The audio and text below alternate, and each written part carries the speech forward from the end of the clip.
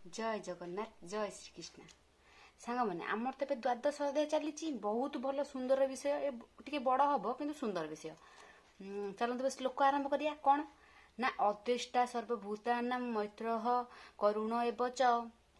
निर्ममो निरहंकार सम दुख सुख क्षमी संतुष्ट सततम योगी जतात्मा दृढ़ निश्चय मर्जपित मनोबुद्धि जो म भक्त स मे प्रिय। देख आर अर्थ कौन ना जे जीव को देश करे नाही दयालु मंगल कामना करे ममता शून्य अहंकार विहीन सुख दुख को समान ज्ञान करे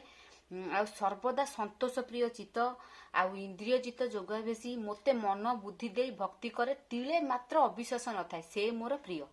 भगवान कौन कहले ना मोर प्रिय किए ना मते सी टिके हेले अविश्वास करूनथबो जहाँ ता जीवन रे होथबो सब मो इच्छा रे होउची बोली सी जानुथबो किंतु सेही परि भाबरे भगवानकर शरण हेले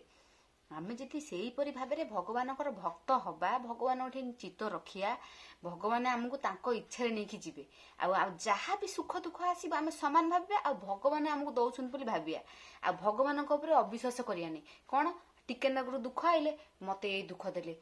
भगवान बोली केही नाहांती सी मते काई एमिति देले मु तो भल भगवान को डाकुची नाम धरुची से काई मते दुख देले आमे एमति भाबुचे भगवान ऊपर कोन अविश्वास करछे मते काई की देले बोली प्रश्न उठाउचे किंतु भगवान कहले मते से अविश्वास से करबनी मते विश्वास रखतबो जे मु ताकू एठी एई दुखटा देली किछि भल पाई जाईछि बोली से जिंती भाबुथबो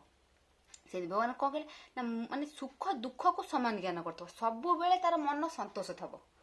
कहीं जी भगवान भक्त ता मन केबे भी असंतोष नथबो सब बेले संतोष थबो कहीं सी भगवान को पाई सारथबो तार आ किछि पायार आशा नथबो कि इच्छा नथबो तेणु भगवान कौन कहले ना एमती भाव में जी मत डाकुथबो जी मते विश्वास करूथबो सी होउची मोर प्रिय।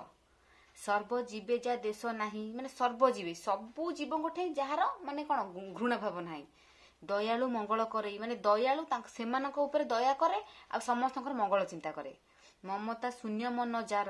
जार नाही अहंकार दुख सुख जे सम मणे क्षमा दे अनुक्षणे सदा संतोष प्रिय चित योगाभ्यासी इंद्रिय जित जे मोते भक्ति करई जे बुद्धि मन मोते देई अविश्वास न थाए तिले मो प्रिय से ही ए शयले ए जुगरे मोर किए प्रिय हबो ना जी एई परि भाबरे मते डाकुथबो मो ऊपर विश्वास रखिथबो अविश्वास करिवो नाही जानले तो। जय जगन्नाथ।